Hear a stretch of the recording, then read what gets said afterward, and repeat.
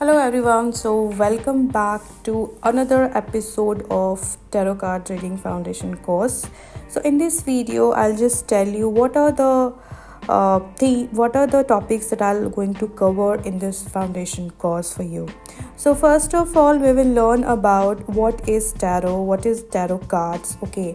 Secondly, we will just go about the brief history about tarot cards, like its origin and in the beginning how tarot was used and all that stuff. Okay.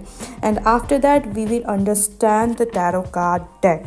Understanding the tarot card deck, that means you will learn about the structure of tarot deck.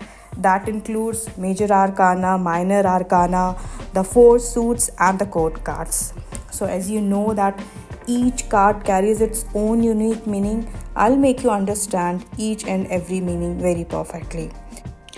So post that, you will be introduced to some of the common tarot spreads for the readings, and after that you will practice and sharpen your skill. So if you have any question in between the course, you can just comment it down or you can contact me via WhatsApp also.